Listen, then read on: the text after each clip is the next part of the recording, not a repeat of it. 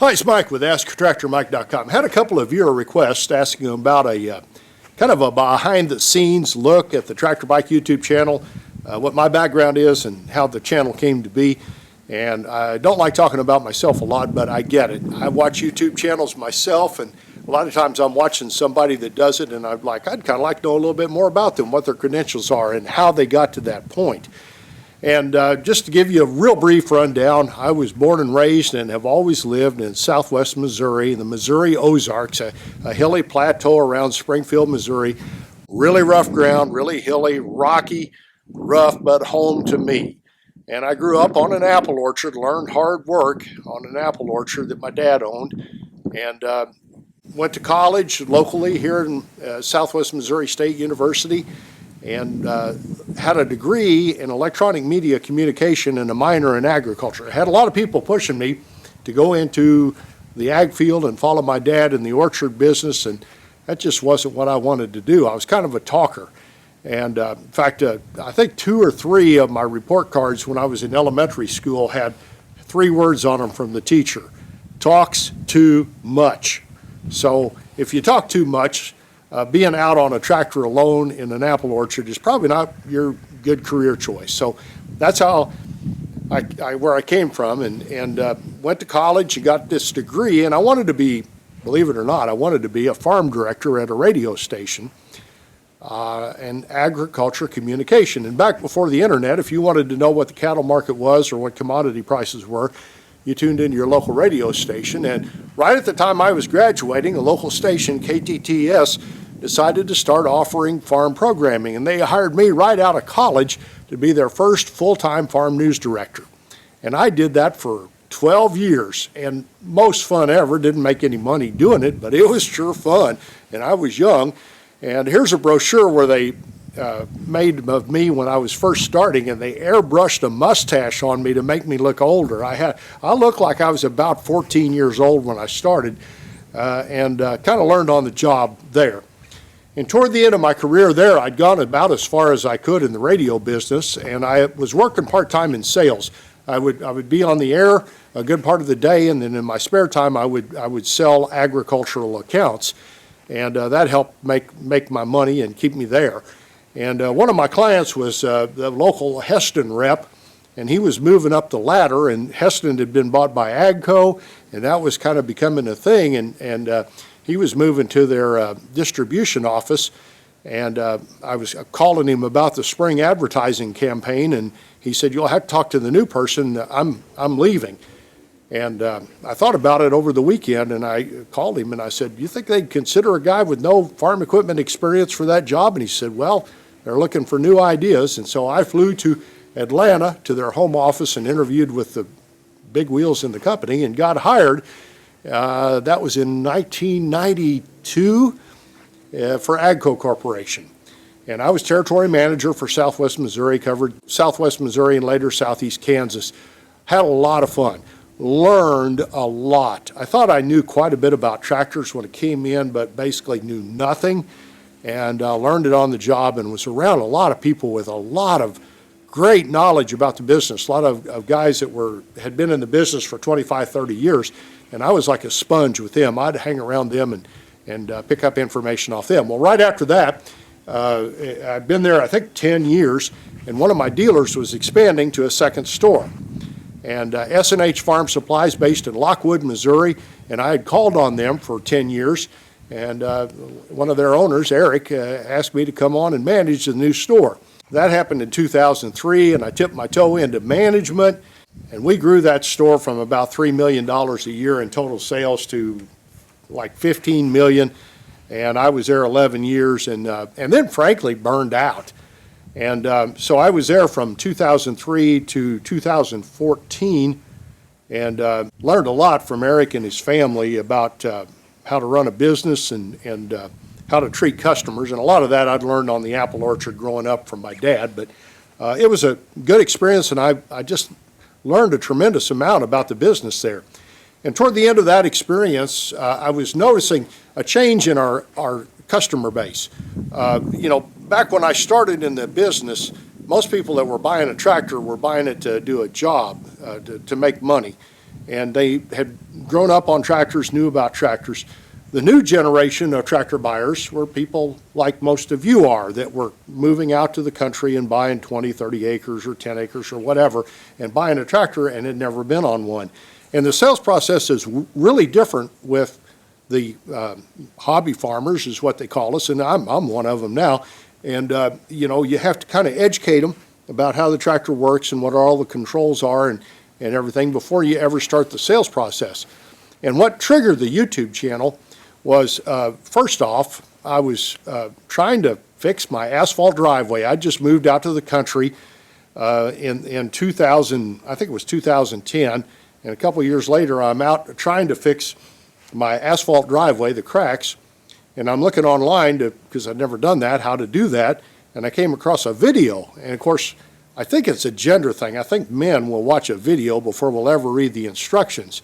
And so there was this video about how to patch holes in an asphalt driveway, and it was done by Lowe's.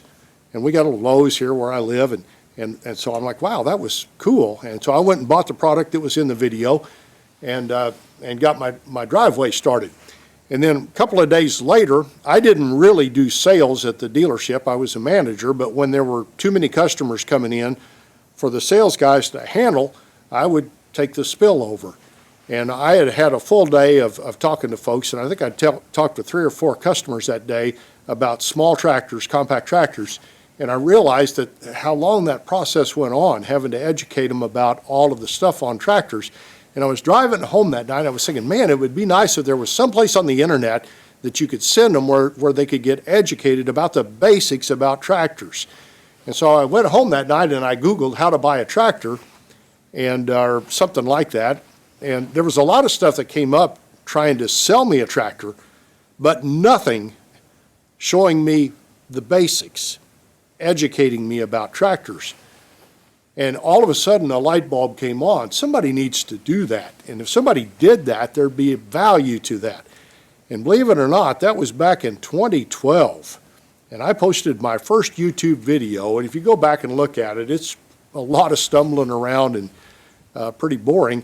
But I did a video about how to hook up a 3-point implement and put it up, and came back a couple of weeks later. It had like 700 views. And I'm like, wow, people are watching this. That's cool.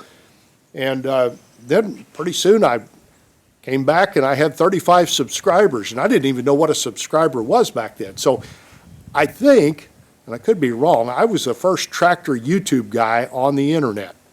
And there's been a lot of folks that have done that. In fact, we've got a Facebook group that, Tractor Tube or something like that, where YouTube people that talk about tractors congregate. And I hate to say it, I'm really not part of that community, but there's lots of folks that do it, and there are a lot of folks that do really good videos. But I think I was the first. And at that time, I was still working at the dealership, and in 2014, I realized if I'm going to do YouTube and cultivate that, I can't manage a dealership and do that. So I quit the dealership world and did this, and started out doing a lot of freelance work. I did writing for Farm Equipment Magazine. I'd do about anything. I actually jockeyed some tractors too to put food on the table. And then in 2017, I came up with a product called a tractor caddy to put on a tractor to haul stuff in, and thought, well, I bet I could sell this if I had it on the internet. And I started my online store, and that's where I make my living now.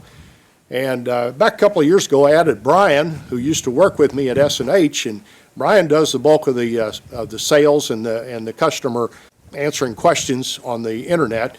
And we're good friends. He's a great guy and works well with me. We both have the same philosophy. We try to help folks more than we try to sell them. And so he's if you have a question on my website and you write in, you're going to get Brian.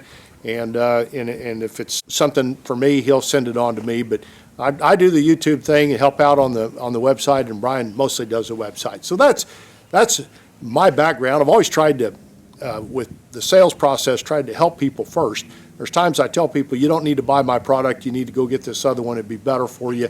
And I figure, what goes around comes around. And I was always like that as a kid growing up on an apple orchard. I was always like that in the dealership world, and I'm like that now. So we try to help people. And if you've got a tractor technical question, sometimes it's a few days before I get back to folks, but I get a lot of technical questions on my website.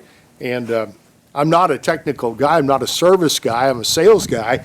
But I know really smart technical service guys, and so if you've got a question, I always try to help folks out, but it's a lot of times a day or two before I get back with you because I got a lot going on in my life right now. But anyway, that's my background. I do all the videos. I get the concept of a video. My wife will notice I get real quiet, and she's like, "Everything all right?" And I'm like, "Yeah, I'm doing the storyboard, and I'll put it all together in my mind, and then I'll go out in the backyard and record the sound, and then I'll get what they call B-roll. I'll get pictures to show what I'm talking about, and a lot of it I've already got recorded, and then I do all my editing on a 27-inch Mac computer using their free software called iMovie to edit." And then thumbnails are important to the YouTube world, and I use Canva.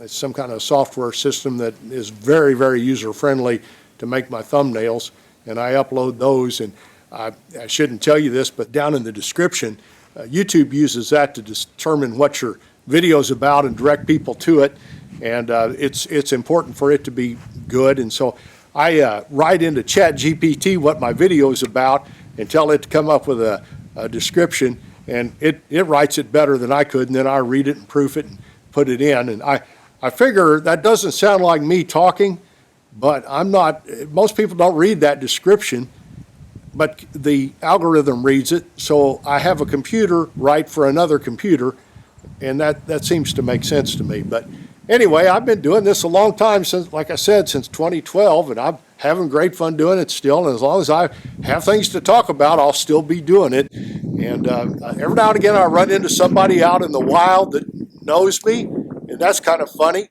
I was at my mother-in-law's a few years ago at a Christmas Eve service, and a guy came up. We were sitting in the pews at the Hawk Point or Troy, Missouri Baptist Church. And a guy comes up to me and says, "I watch your YouTube channel."